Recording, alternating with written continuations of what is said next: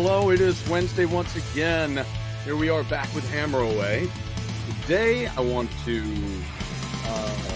dedicate this show to my good buddy, Jeff. Just kind of reached out to him today, and I just was like, need just a little encouragement. He thought, can you dig it? This might be a great idea. Can you dig it? And I have to agree. I agree with that. So today we're going to be talking about some debut album picks. This is volume 1, as you can see here, because there's a ton, and there's more coming out every day. Like right over there, I have 6x6.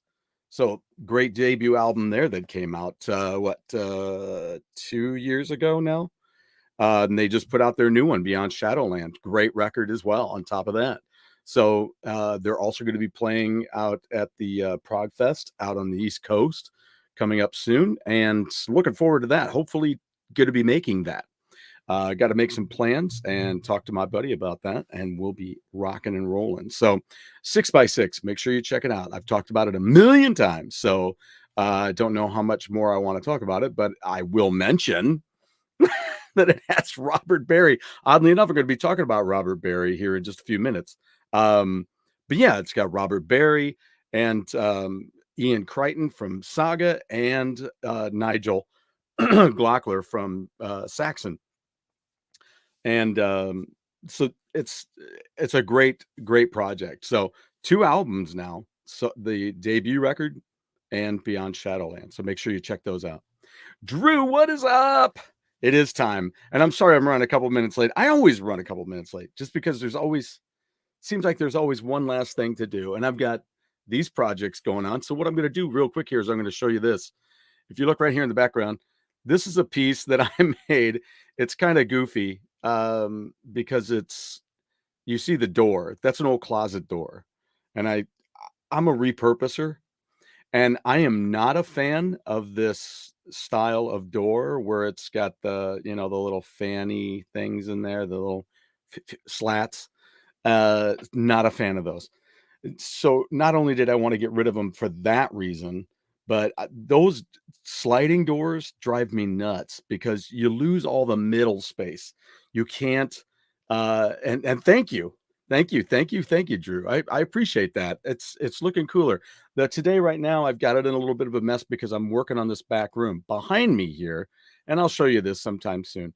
Is my music room. So that's kind of why I moved on the other side of the wall, and hope to God I have a halfway decent signal today.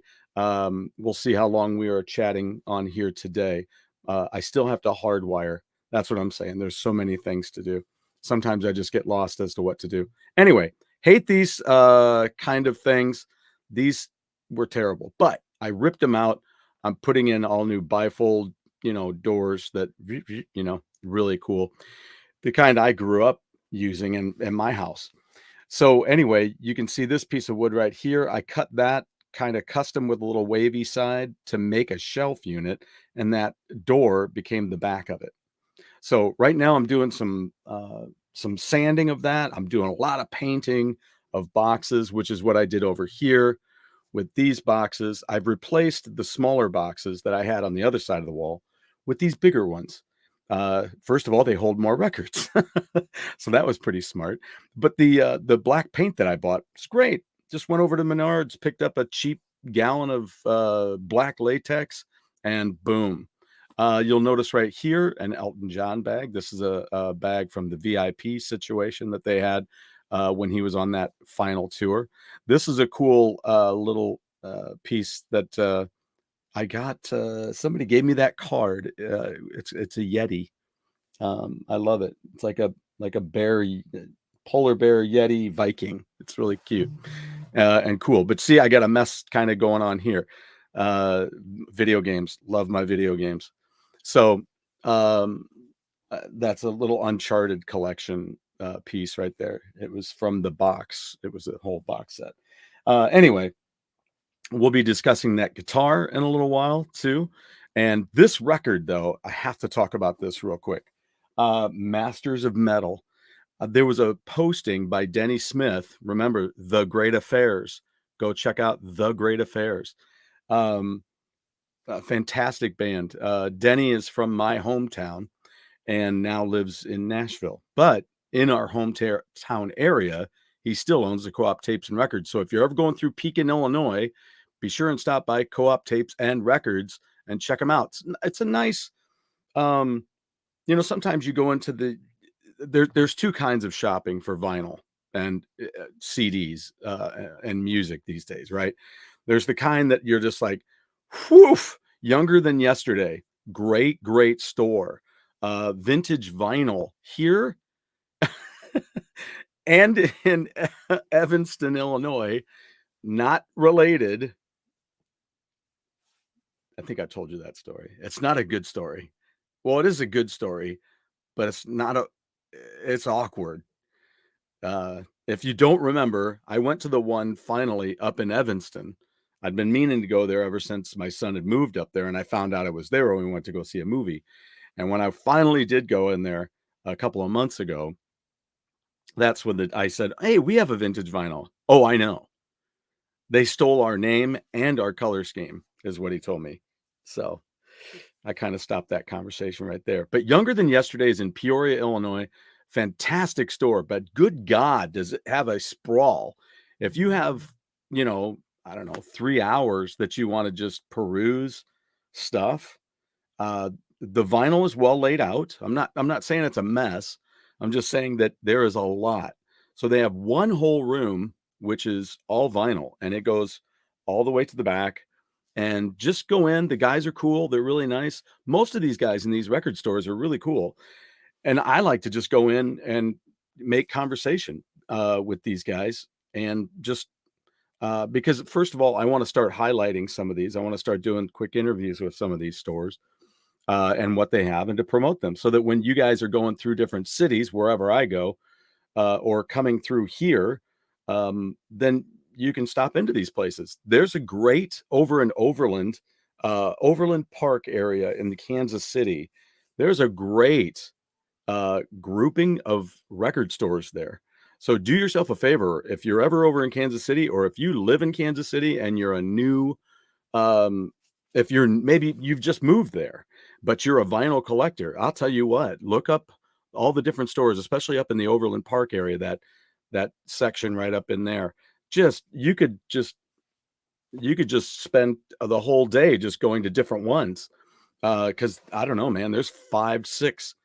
It's kind of like the venues here in St. Louis. It's becoming really crazy cool.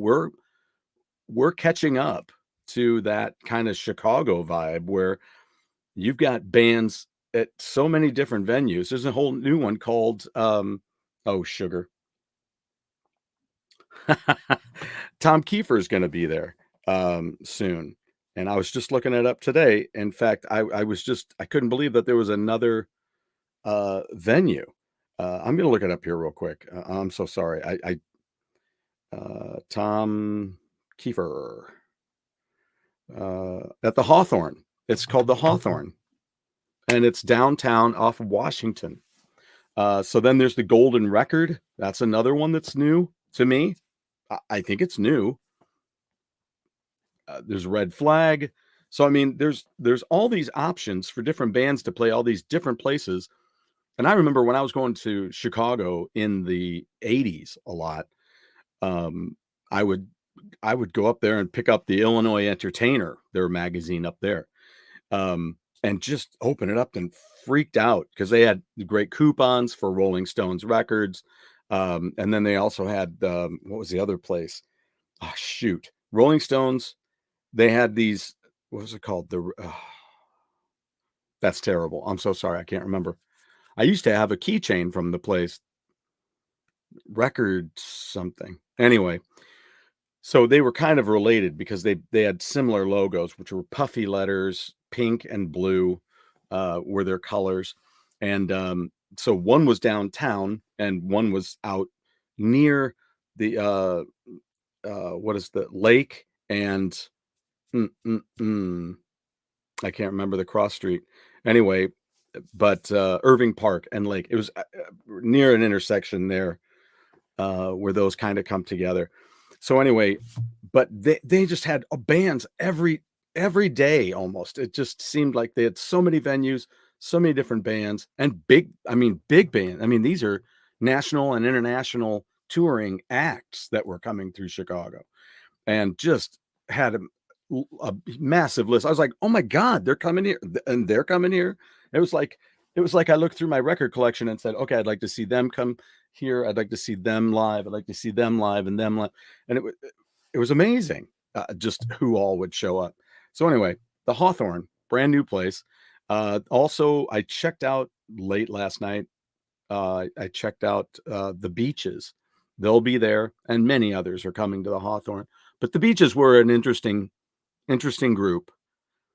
Kind of reminds me of not in sound or style at all, only in the fact of I always hold this now, since I saw David Lee Roth mention this years ago in an interview, that how much he enjoyed coming up with lyrics that were kind of counter to the song, which meant sometimes if it was a happy song like Jamie's Crying, kind of has kind of a wow wow wow kind of a funky fun thing, and here he's singing about Jamie's crying, so he'd have kind of this down in the mouth kind of "Aw, meh, meh, meh, meh," lyrics to this song that was kind of fun and funky.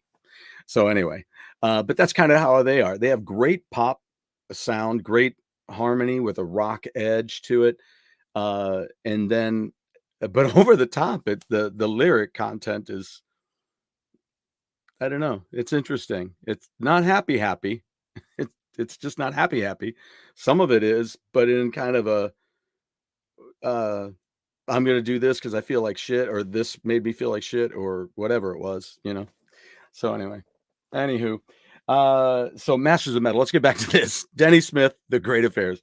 Denny Smith posted the other day the cassette of this album, and so I made him a quick little video and sent it over to him, looking for this in my vinyl collection because I knew I had it, and I bought that when it came out. That's my original cover from, I think, copy from, I think it was '84 when it came out. And of course, I made a cassette of it and I listened to that in my jam box when I was in college. So yeah, Black Sabbath, Y&T, Rainbow, Iron Maiden, Rush, Dokken, Zebra, Dio, Crocus, Kiss, Triumph, Twisted Sister, and Van Halen. But you know what Van Halen song they put on? I They put Dancing in the Streets on there. That's like putting Van Morrison on an album called Heavy Metal. I'm just saying, come on. Really?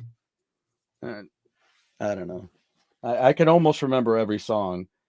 Twisted Sister is Can't Stop Rock and Roll. Triumph is World of Fantasy. Kiss is Lick It Up, I do believe.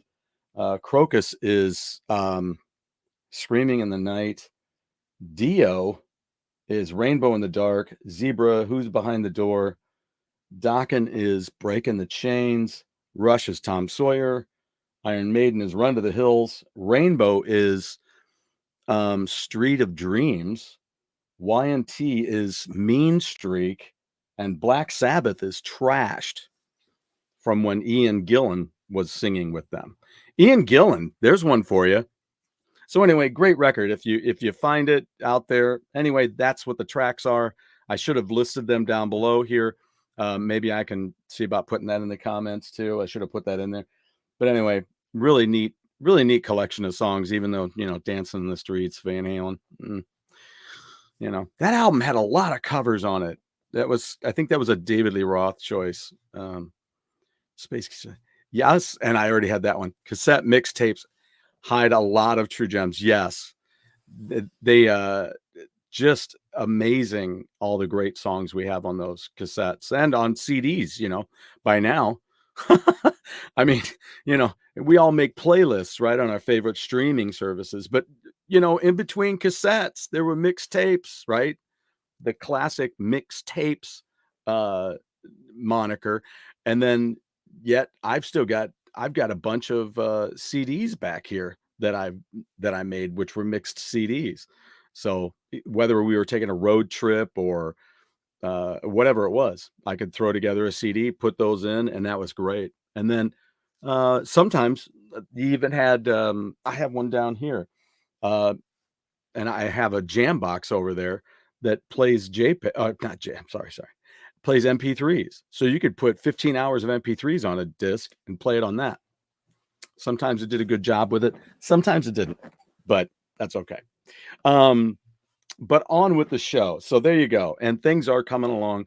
But one of the things I'm doing with this is I'm doing some sanding on this and trying to make it look nice. I'm going to paint it black and then I'll put it back into place. That's one of the things that's been slowing me down back in this section right now is and a lot of the equipment back here that I've got that's the music equipment. It's heavy shit. I mean, it's not light by any means, so it's not like a quick move. Oh yeah, sure. Oh, here's my phone. I'll move it over here. Here's a towel. I'll move that over here. Oh, this box. I'll move it right there. It's not like that. It's like, I got to put that over there, and then I don't like it there. I got to put it over here. Ugh. So anyway, that's on me. I have some help maybe sometime. Maybe.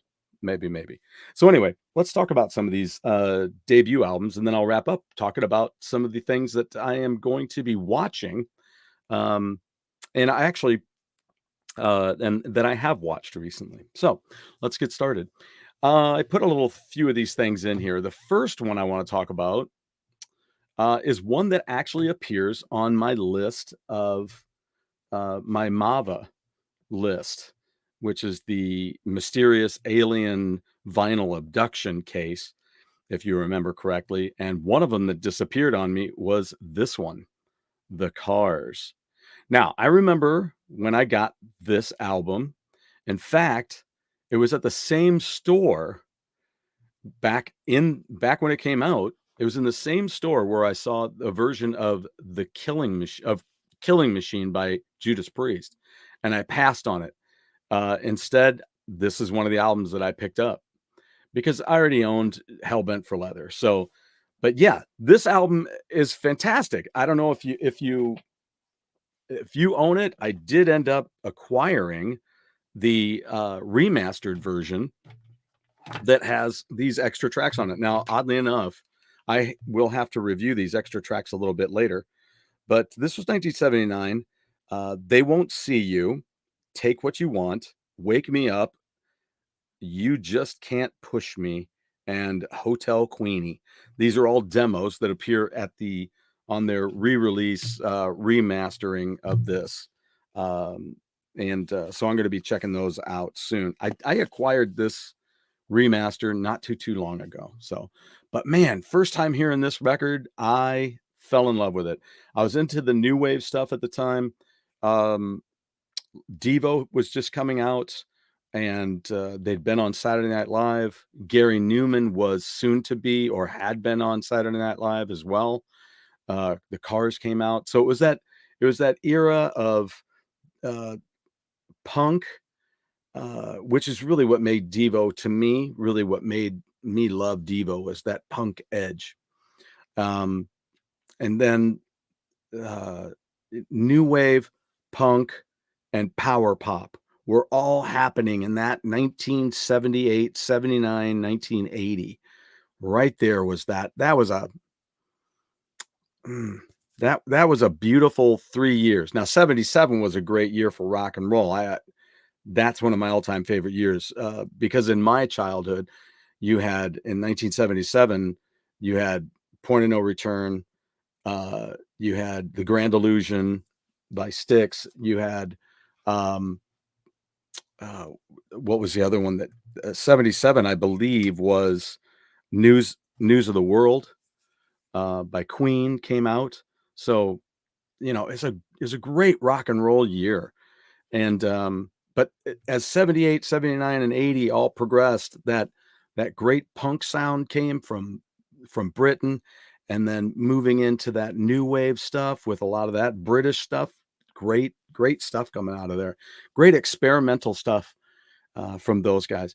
And then it just made its way into the States, and then they were using a lot of it here. Devo picked up on a lot of that electronica and really dove into it, but kept that punk edge. It was so good. I just loved it. Just what I needed. A great song. And that album, you could think of it that way. It's just what I needed at that time. Yeah. The Cars are one of those bands that, they were a little different with Mutt Lange. With Mutt Lange, Def Leppard changed. I mean, it was it was it was it was a stark contrast, if we can use that phrasing, uh, between High and Dry, and then they had the remaster of High and Dry came out, which had Me and My Wine on it, and the remix of that's what I meant. It was a remix of that song, headed for headed for a heartbreak. So anyway, did I do that right? Headed for a heartache. God, we just went through this last time. Anyway, God, I'm sick of that. So Talking Heads, yes, Talking Heads was another great band, and the Clash coming in on the punk edge. You got that right. So that was a really cool time. I just really enjoyed it. So the Cars, that was a great one. Now, what's another one here? We have also Aldo Nova, another great debut record. When that video came out on MTV and it had the whole big opening that stayed true to the album version, I thought that was really cool. Aldo Nova would then, he had some songs which were covered by Hey Operator. If you've never heard the version of Hey Operator, that and here's one of these things that I'm seeing, and I'm going to be talking about more in a specific video about this. I've been watching these 80s movies, and one of the first ones I watched the other night was Valley Girl. And on the wall, when the girls are hanging out, on the wall is a Coney Hatch poster. I just about flipped out. And Coney Hatch covered Hey Operator. But this Aldo Nova record was just brilliant. It's got everything that you wanted at that time. It's got fantasy, which has its own bits of electronica in it, to give it that great 80s feel and that pop feel. So it's going to sell stuff, but it rocks. Like Don't Tell Me You Love Me by Night Ranger. Very, very similar in how they go, I mean, it's got Hot Love, Ball and Chain, Heart to Heart, Fooling Yourself, You're My Love, which is another one of his classic ballads. Can't Stop Loving You is another ballad. Wow, those are a couple of ballads back to back there. Under the Gun is great. But then it ends with See the Light, and self-produced and arranged by Aldo Nova. So, I mean, come on. This, and like I say, having the video just follow the album song was really cool. And then he pew, pew, pew, pew, and anyway, it just doesn't get much better than that. I got two more that are debut albums. Here's Angel, a great record that I did not own for a long, long time. Until my 30th birthday, I don't think I owned this. I owned almost everything else, but I never got this one. I started on Hell of a Band, which was their second record. And I just thought, even though the recording could have been a lot better, the mix could have been tons better, I just followed the songs easier than I did this one. But when I listened back to it, this album kicks ass. So it's got Rock and Rollers on it. I think Sunday Morning is on there. Tower, for crying out loud. Tower is on this album. So just check it out. There's that box set. I don't know if it's still available out there. You know what I'm going to do is I'm going to find this real quick and see, because I know I've mentioned it to you guys before. And let me see what they've got. They had this, crap. Now I'm going to see everything else except it's going to have romance books and Angel, the Buffy Angel, blah, blah, blah. Let's see if we put in, Oh, CD. Let's put in CD and see what happens. Yep, there it is. The Casablanca years is what it's called. Oh, yow, ouch. Shoo whiz. Hokey smokes. Okay. They want $180 for a version of that right now. 170. Sorry. Only 170. Wow. Okay. So if you ever bump into it though, it's worth it. I'm so freaking glad I bought it. Oh my God. Okay. Anyway, it's all their albums, all the Casablanca years from Angel to Hell of a Band to On Earth as It Is in Heaven, and then you've got White Hot, and then you've got Sinful, which was also called I just had it. I just had it. Anyway, uh bad publicity. You also have like their live album too, which includes 20th Century Foxes, which was in the movie Foxes. And then you've got a whole disc, a whole album, let's just put it that way, full of kind of rarities, singles, and stuff like that. So, and mono mixes, things that I don't always listen to, but they're cool to have. So anyway, if you find a better price on that, that would be freaking awesome. But $170, oh wait, there's one for $175. Screw that. Just buy all the freaking albums on CD. I mean, they're a lot less. The only thing you're not going to get is that, is that rarities disc. And one could only hope that they would re-release or something like that. But anyway, that's what it is. All the same. Let's move along, shall we? The last one that is a debut album. Here we go. We're going to talk about Robert Barry. I've talked about this album before. 3 to the Power of 3.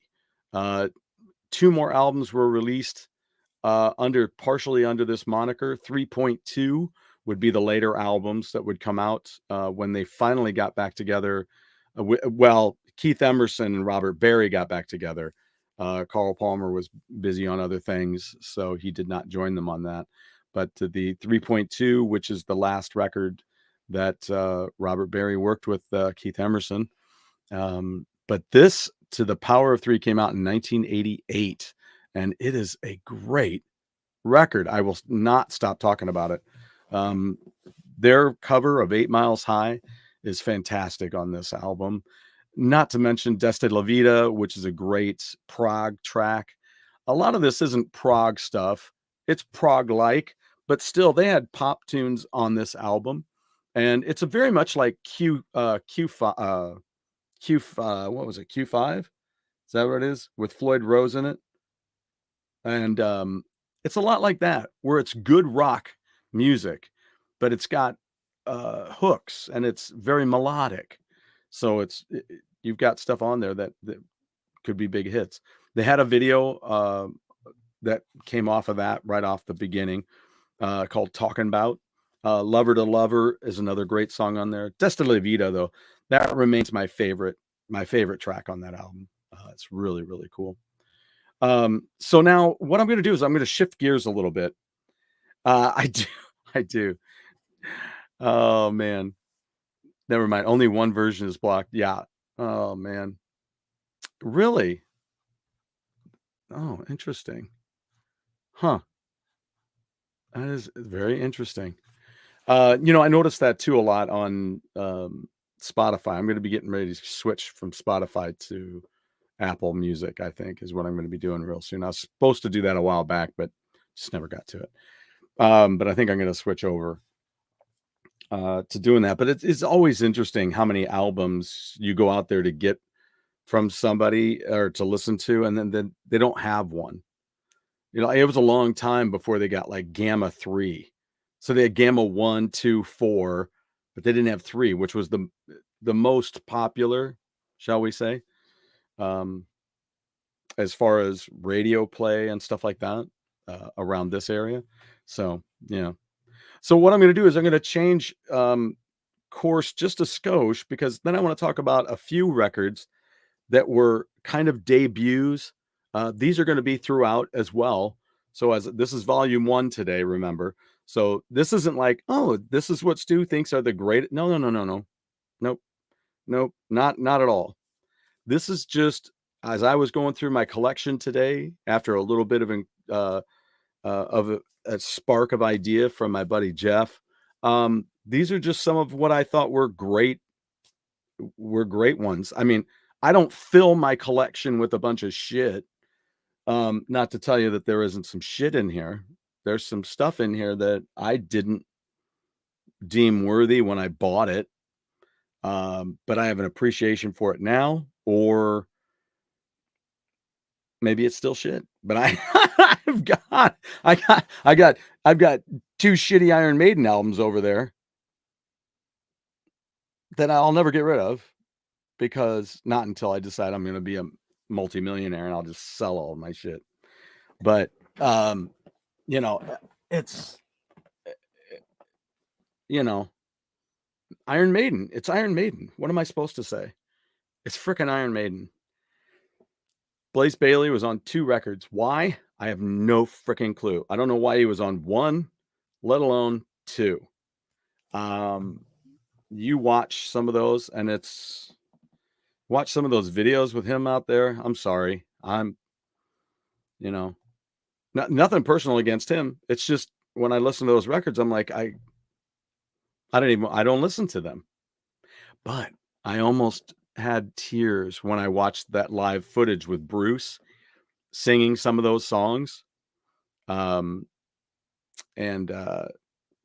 singing those live. I was like, oh my God, that's how it's supposed to be. It's weird how we get emotional about certain things, isn't it? Things that some people, shit, but it's your shit. That's right. It is my shit. And I guess I'm full of shit. So I'd be the first one to say. So anyway, but let's change though a little bit. Let's face it, there are albums which it's like anything in music. It's movies, music, it's whatever. Your favorite sports team, whatever. When you're talking about a history, there's a point at which in certain bands that there is an era. So there's this era, and then bam, there was this record, and it goes from there, right? So I'm going to be exploring that. I don't want to say much more about that because I don't want to talk about things that I'll talk about later. Let's leave those as a surprise. You all have your ideas and your understandings of when things changed, and you're going to have some thoughts, and you're going to be sitting there going, you're going to be like me when I'm watching stuff like this. I'm like, what about? I just picked a few. We're going to continue to talk about these. Maybe I'll make them shorter segments or something like that, and we'll chat about these. But here's the first one for an era change. And I know you guys will thoroughly agree with this. AC/DC's Back in Black. Let's take a look at a little bit of the history here. In 1979, the group recorded their 6th studio album, Highway to Hell, with producer Mutt Lange, which was issued on July 27th, 1979, became their first LP to enter the Billboard 200, eventually reaching number 17, and it propelled AC/DC into the top ranks of hard rock acts. Highway to Hell had lyrics that shifted away from flippant and commercial and comical towards more central rock themes. So let me see if I have this real quick while I'm doing this. Here, let's put this up. All right. While you're thinking about it, it'd be great to be looking at it. Right. Highway to Hell had lyrics that shifted from flippant and comical towards more central rock themes, putting increased emphasis on backing vocals, but still featuring AC/DC's signature sound, loud, simple, pounding riffs and grooving backbeats. And let me see here.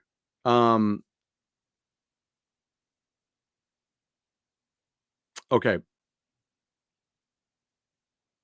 here you go. Are you ready? In February 1980, the members began to work on their 7th studio album, Back in Black, with Scott on drums instead of vocals. On 18th of February, Scott passed out in a car driven by his friend Alistair Kinnear after a night of drinking at the Music Machine in Camden Town, London. According to Kinnear, Upon his arrival at home, he was unable to move Scott from the car, so he left Scott in the car overnight to sleep off the alcohol effects. Unable to wake Scott early in the evening of February 19th. Wait a minute. Wow. Early on the evening? What? Okay, hold on a second. So on the 18th of February. Okay, so Scott passed out in a car. Okay. So then the next evening on the 19th, he rushed him to a hospital, unable to wake him. Okay, I don't get that. Anyway, in Camberwell, where Scott was pronounced DOA. The official cause of death was acute alcohol poisoning. Scott's family buried him in Fremantle, Western Australia, the area to which they migrated when he was a boy. So then, following Scott's death, the members briefly considered quitting. Scott's parents advised the members that he would have wanted them to carry on, so they decided to continue and sought a new vocalist. Fat Lip vocalist Alan Fryer, ex-Rick Wakeman vocalist Gary Pickford Hopkins, and Easy Beat singer Stevie Wright. Oh, Stevie Wright were touted by the press as possible replacements. Various other candidates were considered by the group. Ex-Moxie member Buzz Shearman, who was unable to join due to voice issues, Slade vocalist Noddy Holder, and ex-Backstreet Crawler vocalist Terry Slessor. During their auditions, the group brought in ex-Geordie singer Brian Johnson, who impressed the group. Johnson sang Ike and Tina Turner's Nutbush City Limits, then Whole Lotta Rosie from Let There Be Rock. After they worked through the rest of the applicants in the following days, Johnson returned for a second audition. Angus later recalled that Scott himself had praised Johnson's singing. So there you go. So they offered him the shot, and then they put this album out. I mean, Back in Black was a page turner. And you know what's really interesting too is Back in Black was a big point in metal where things seem to change. And oftentimes I've often thought about Back in Black as that hinge. That was the moment. That was the icebreaker for metal. However, that same year, you had other albums coming. Judas Priest, they put out British Steel that year. A lot of great records came out in 1980. So we'll dive into that sometime soon. I mean, that would be great. And the things that came out in 1980 just were amazing. I keep mentioning it, to people when I talk about Back in Black and stuff like that. I'm like, this album came out in 82 and this one also came out in 1980 and whatever. So, but that was definitely a new era, Back in Black. All right, let's move forward. Let's go to the next one here. Jefferson Starship. Jefferson Starship is a band that didn't include Mickey Thomas for many years. They changed over, and I do believe it was on the Dragonfly album in 74 after touring as Jefferson Starship. Cantner, Slick, Freeberg, Chiquiso, Pete Sears, Papa John Creech, and John Barbata recorded the album Dragonfly, which had a Peter Lloyd album cover. Cantner collaborated with Marty Ballin on the song Caroline during the recording sessions, and then he came in to sing with them. And they had tons of hits that I love. All of the hits. I love Miracles. I love all the other ones. just whatever they were. I can't even tell you all the ones. Hearts is another one. Runaway, Count on Me. There you go. So I just love those hits.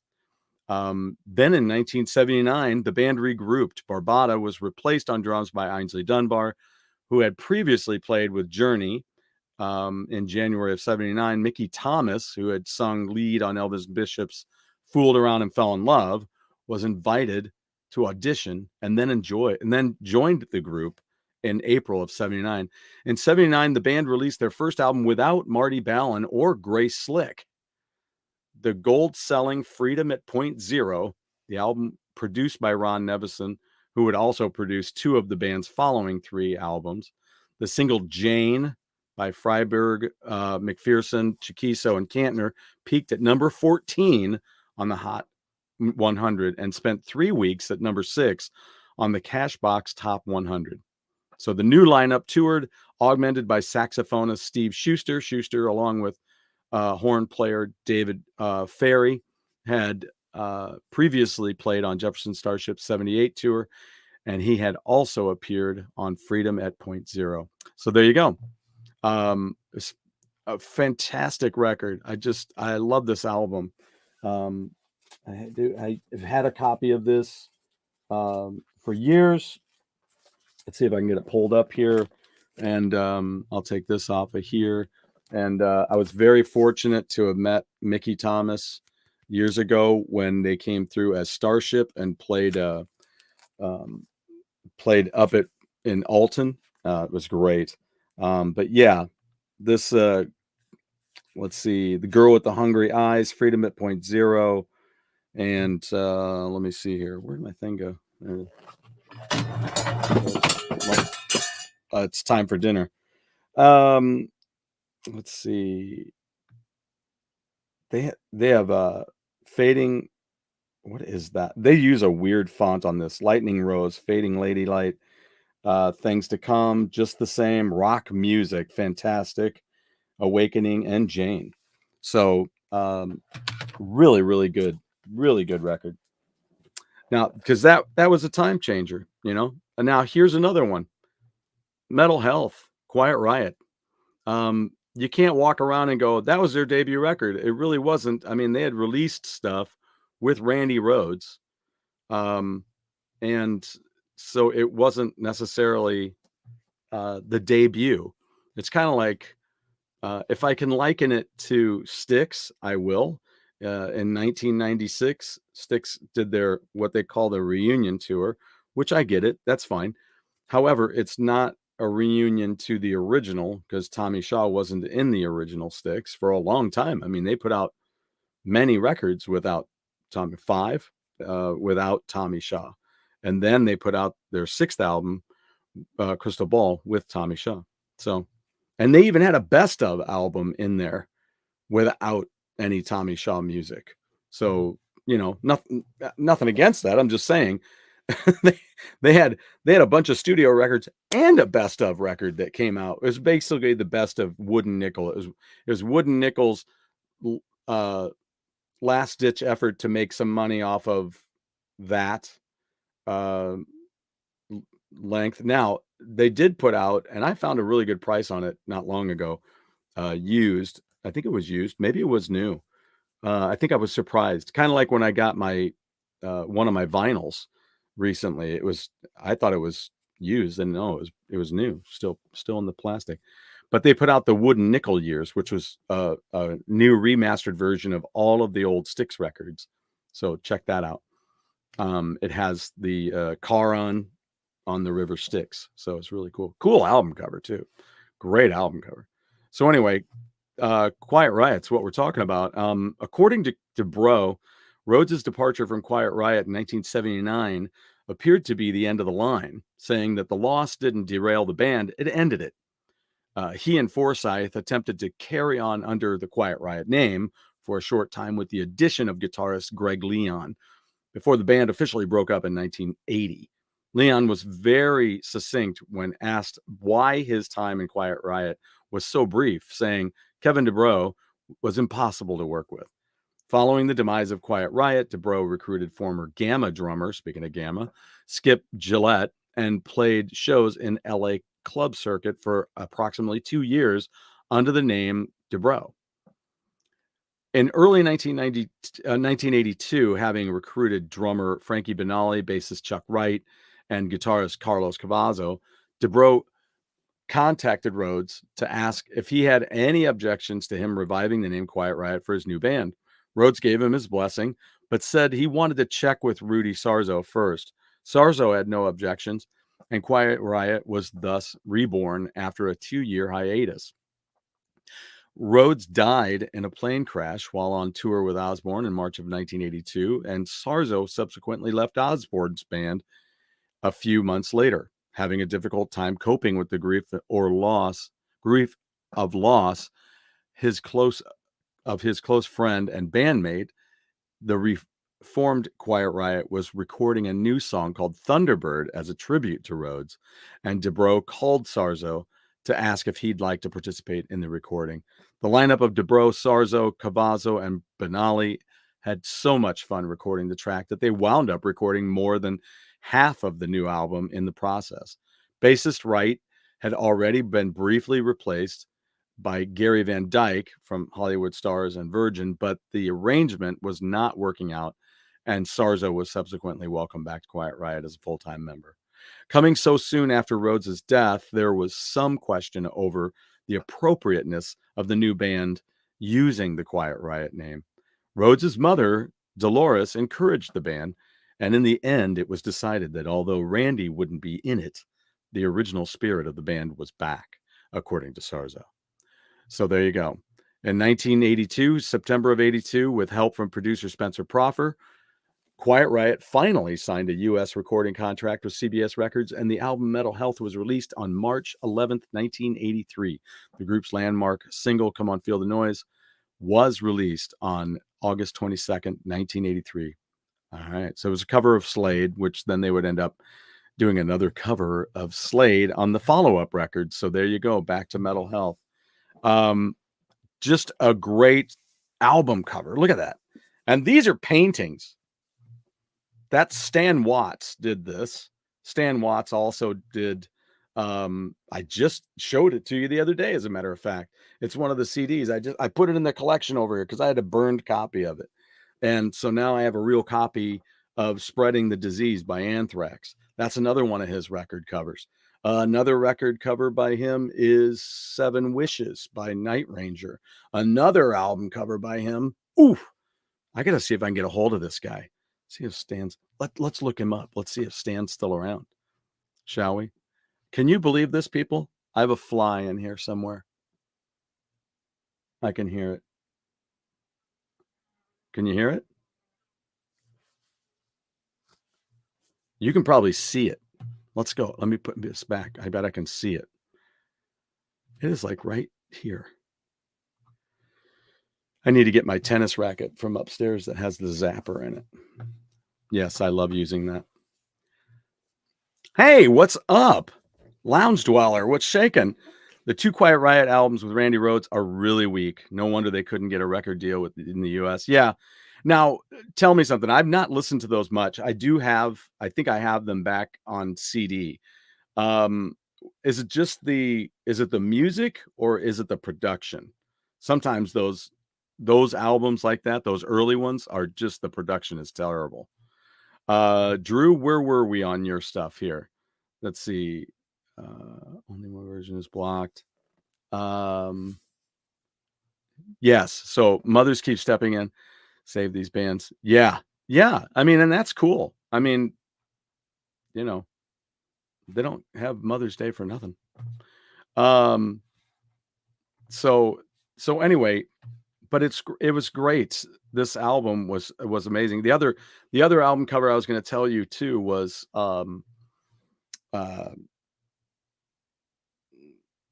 Martin Briley, his album that had his big hit off of it. One Night with a Stranger is the name of the album, and we used to do his hit song off of that, which was Salt in My Tears. See, it all starts coming back. It just takes me a second. I jump to something, I go, whoops. Do you know what you're gonna say? No, not always. So anyway, but great albums. So those are some great debut albums that are true debut albums, but then eras have their debut albums. And there's a bunch more. We got a bunch more back here. There's a bunch more over there that I've got on CD. Let me see if I can turn this a little bit. You see the wall of shame back there. That's my other wall of shame. So I'll be going through all of that and through this, and we'll pick some more of these.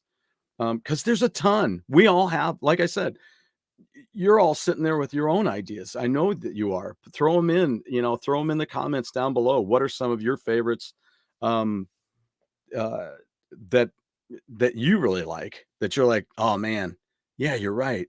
Because when you think about it, so like, we could just go with Crystal Ball as a.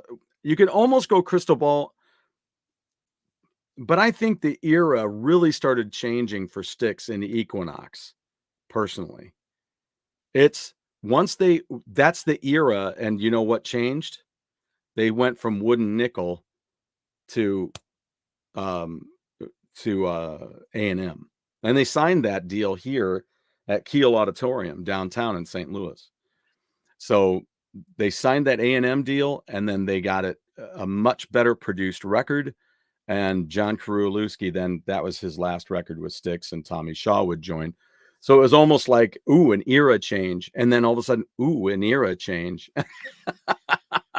because they started getting that kind of they always had a blues edge because they're from Chicago. So they always had a bluesy edge, but they got that Louisiana thing brought in. So you had that southern blues mixed in with their northern style blues, that city blues. And so it was kind of neat when those came together. And I think that's really what made Styx happen. I do believe that, because if Tommy Shaw had come in just as a guitar player and a singer, here's a guitar player and a singer, I don't know that would have happened. But Tommy had written a lot of stuff that they were already doing in MS Funk, and they performed a lot of those songs that Tommy did on that Crystal Ball album. They were doing in MS Funk. So I talked to their keyboard player years ago at the NAMM show. That was such a privilege and and just an honor. It was I'll put it that way. I mean, I'm not trying to raise anybody above anybody. I'm just saying it was a very, for a music head like myself, it was quite a privilege to have bumped into him, and quite a blessing to have a chance to talk to him about those songs and things from that era. So if we're talking about eras, so there's more to come. We'll keep doing that, and we'll just keep coming up with them, because I got a ton of them, as well as you do. So if you want, put them in the comments. I'll check that out and see what we got, and we'll chat about some of those. I don't have a problem with that. I love that. We'd all work together to come up with a great grouping of albums that were great debuts. So here's what I'm going to be checking out. One of the things that I'm doing is I've got a lot of things that I've moved that I need to pare down and organize, so I can get this area up front cleared where I have my large 55-inch rear projection television. Yes, I still have one, and it works great. I bought it from my friend used, God knows how many years ago, and it still works great. So what I have is I have my laser disc hooked up to it, and so these are the laser discs that I'm going to be checking out. I just grabbed these out of the collection today, so that while I'm sorting through that stuff, I can watch some laser discs. One of them is, I showed you this recently. I just picked this up not long ago, live in Central Park, America. But before that, I'm going to be watching this. And I don't think I've ever gotten this autographed. I need to do that sometime. I've never taken it because I had so many other things to get autographed by these guys. I just thought I'd double check the inner sleeve, and no, I never did get it autographed. I think I thought about it or had it with me once, but didn't have time. And it's you'd have to have a silver pen to have Stryper sign this in the beginning. This is interviews and stuff, and live footage and videos. of these of some of their stuff. See, plus interviews and behind the scenes footage from Stryper 1987 World Tour. 87. I didn't see them in 87. I saw them in 89. I think 89 was the first time that I saw them. Because we saw them for the In God We Trust. Also, I will mention this before I show you my last Laserdisc that I'm going to be watching. These are all rock and roll Laserdiscs, by the way. But I do want to mention, if there's somebody out there that is into if you like hard rock, and I've mentioned it recently where they're like, if you like such and such, check out such and such. If you like Rat, check out White Cross. If you like Iron Maiden, check out Barren Cross. If you want to hear some Christian bands, it was a lot like that in the 80s into the 90s. And so then so I got into a bunch of those. I liked listening to a lot of those Christian bands, and it's great stuff. It's great. Anyway, but I just heard a new one called The Brave. So if you're into Christian rock and you like some cool hard rock stuff and you need something new to listen to, check out The Brave. They have a brand new album that's coming, and they have 2 other records, I think is the way it is. And you know what? I'm going to look that up for you real quick because I want to make sure that I've got it right. But The Brave. And the music's really good. I didn't know that it was Christian rock. Well, let's see. The Brave band. Let's put that in there. Let's see. Okay. There's Brave Belt for $15. And this, here you go. Here you go, Lounge Dweller. This is where it reminds me of those albums where, Brave Belt. They have Brave Belt and Brave Belt 2, which is prior to Bachman Turner Overdrive, on in a CD set for $14.98. 2 LPs on 1 CD. So, oh, wait a minute. Here's a used. Wait a minute. What do they got? Used? Let's check this out. Okay, so they have Brave Belt 2. Somebody has a vinyl that's like new for $33. Somebody else has one that's like $25. That's very good, it says. So, there's my fly again. I was just watching Ferris Bueller, and he talks about, and I was watching the commentary, but where is it? Just trying to get it. I just thought I'd try to Miyagi that real quick. What do you got here? Face Dancer, This World, 1979 is a cool debut album released by Capitol. All right, good. Face Dancer. All right. I will look that up. Thank you. Thank you. I'm going to write that down. Oh, you know what? I'm going to type it into my notes because you know what? I end up with so many slips of paper that it just gets and I'm like, you know what? I should just keep a file open and type it in. So that's what I'm going to do. So what am I going to do? Debut albums. And boop, bam. My typing sucks on this keyboard. I might have to get a new keyboard. It's just I'm just Captain Clunk. And that's, I won't say it. Okay. So let's go back. I got to see it. I got to see it again. See it. See it, say it, sorted. All right. Face Dancer, This World. Okay. Thank you. Again, 1979.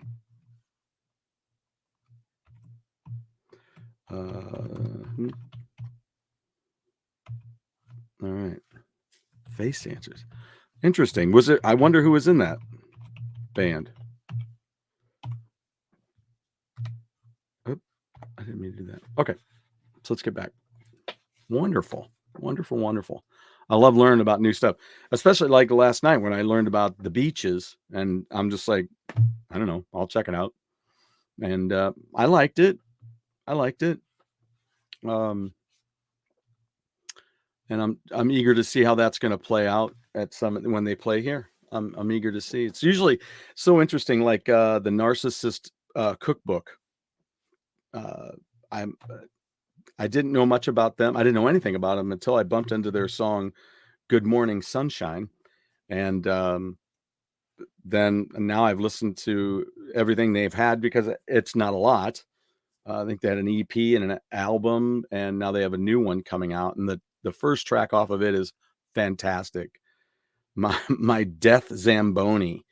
It is hilarious. So check out the. I'll put it down here. The Narcissist, if I can spell this right, cookbook. And I'm going to put in Death Zamboni. Now, if I can spell that. There. I don't know if that's right or not. I think that's right. So that's a great song. Great song. So anyway, the last laser disc that I have that I'll be checking out is this one that I bought also recently. I bought the America. I've had Striper for decades. I mean, I've had that laser disc for decades. But this one I just got along with the America one is The Return of Spinal Tap. I may go ahead and listen. I may watch the movie as well before this. This is Spinal Tap. I may have to watch that and then watch that because that would be great. That'd be great. Anyway, yeah, Ferris Bueller. What I did on Ferris Bueller, some of these I've thought when I got down to the end of the movie, I was like, oh, I should watch this with commentary. Well, I was getting ready to watch. Emma, hi. How are you? Good to see you. Here we go. Face Dancer was a really big club band in the Baltimore, D.C. area in the 70s. All right. I wonder if JD knows about them, but never broke nationwide. Okay, well, here's one for you then. Face Dancer. I've mentioned or Lounge Dweller, and I've mentioned this band before. In fact, I just mentioned it last show, I think. From the Philly area is Hybrid Ice. Oh, I'm so glad you are well. And you know, Emma is always awesome and mentions about smashing down on that like button. Give us a like, give us a subscribe. We're looking forward to some new things coming up and some great things. I'm going to be doing a few more shorts and things like that. Right now, though, with this whole renovation and all that stuff, this remodeling, it's taken my time. And whenever, and I don't say that as an excuse. I say it as it lands, maybe for some it lands as an excuse, but for some I just want it to land as somewhat of a lament because I can't wait to be doing more of this. And that's what doing all of this is about. It's about building my way up and continuing to do this. I almost didn't do this today because I just didn't know how I was going to do this. And I feel like every time I step away from what I'm trying to get done, then I start feeling like I'm leaving something behind, like I shouldn't be doing this. I should be doing that. But here we are with a great afternoon of content here with you guys. And thank you. Thank you very much, Emma. So this was great. So I appreciate everybody jumping in here, and especially that awesome suggestion. Hybrid Ice, though, check them out. They have that song Magdalene, which then was covered on the Walk On album by Boston. And like I always say, the competition, you can let me know later, Lounge Dweller. Everybody can let me know. Let me know what you think. If you want, let me know next week on the show next week. Just chime in at me and let me know whether you like the Hybrid Ice version of Magdalene or whether you like the Boston version.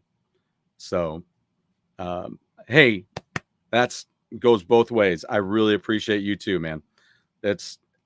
I appreciate all of y'all. It's really cool. And I I do notice that across the platform with a lot of people that they are very appreciative. And I mean, I always am. And we got, I'm going to figure out the best way to do a giveaway. That's part of the problem. I haven't done a giveaway, but I've got a few things. I just put this in over here too. I've got a new little cabinet, and in the cabinet is some giveaway stuff. So I am looking forward to doing that as soon as I figure out kind of the best way to do it. You know, you got to watch yourself and make sure that you're doing it the smartest way possible. So I appreciate you guys very, very much. So yeah, but next week, let's do that. If you guys want to write yourself a note, if you're interested at all, tell me, listen to Magdalene by Boston and Hybrid Ice. It's really, really good. So giving your time is the best giveaway. Ah, shucks. You're going to make me blush. Now I got to go. I got to put a picture up or something. I'll be blushing all over the place. Thank you so much. It's definitely a lot of fun. That's for sure. It's been up here for years, and you know how it is. Everybody knows how it is with their favorite thing. Everybody's like, why do you keep all that useless information? And you're like, I don't know. How useless is it? It's going to come up someday. And here it is. Here it is. So, all right. So let's do a quick review. Our debut albums this time around for round 1, volume 1, Aldo Nova, Angel, The Cars, and 3. So, kind of different time frames too. Here you had 1988. Here you had 1979. This one, I do believe, was 75. And this one is 1981. That's the only one why am I a little iffy on that one? 81 or 80? I think it was 81. Or unless I look at it and it says, no, it was 82. Because when being corrected on a date, that's how it sounds. 82. It was 1982, folks. Something told me that I was not right on either one of those. No, it was 1982. So a nice span of time there from 75 all the way up to 1988. So we'll keep doing these. And then also remember the review of the ones for the changing of the guard. We had AC/DC's Back in Black. For an era change, we had Freedom at Point Zero by Jefferson Starship, and another era change, Quiet Riot, Metal Health. Great records. Stan Watts, don't forget to look up Stan Watts album covers because they're out there and they're really good. I was like, this is not a photograph. So anyway, yeah. All right, guys. Let's check this and see what we've got. I will definitely check out Hybrid Ice. Looks to me like yes.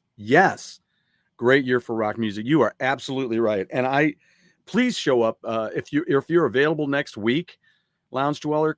Please come on back. Let me know. First of all, if you don't mind, join in on the vote for Boston or Hybrid Ice on Magdalene. But then I'd be so eager to hear from you on what you thought. That debut album is great. The next album is great. Then years later, I'm trying to remember. I think it's closer to now than to then. They put out a third record, and it's good. I own all of them, and I have done an interview with Richardson, their keyboardist, who wrote that song, and I've done that on the show here. I'd love to have him back. He did Cell 15, I think was his other project that he was working on. So do that. Check that out too. And it's great stuff. In the meantime, Lounge Dweller and everybody else, check out 6x6. Really, really cool stuff. Robert Barry, Ian Crichton, and Nigel Glockler. They're getting ready to play out towards your area there, Lounge Dweller. If you just go a little bit further out to Jersey, they're going to be, or where, how is that geographically? Is that down a little bit for you? I'm terrible with that. I shouldn't be terrible with it, but I am. But yeah, they're going to be playing out there at that Prog Fest out there. So, but they have 2 records. First one, 6x6. The second one, Beyond Shadowland. I don't own Beyond Shadowland. I've heard it, but I don't own it yet. I'm gonna probably maybe I'll just order the CD tonight. So, anyway, all right, guys. Take it easy. I'll let you roll, and then I'll see you guys here in a little while on Go Game Go at 7:00 tonight with me and Super Jeff, and we'll have a good time. Next week, I'll be back. I may do another one of these shows next week. We may do some more of these albums. And I'm still working hard to get Bethany Heavenstone with me here. And we're going to start this series. There's that fly. He just flew right in front of me. And we're going to do this series of women in rock. So that's that. Hope everything else goes well for you guys today. Thank you for joining. Appreciate everybody. Drew, Emma Jade, and Lounge Dweller, thank you for coming in and chiming in. And do like and subscribe. And we will see you guys. Thank you very much. And we will see you too. And we will all have a fantastic evening. I believe that. And I'll get this fly out of here and keep working on the area. So talk to you guys soon. Take it easy. Have a great evening.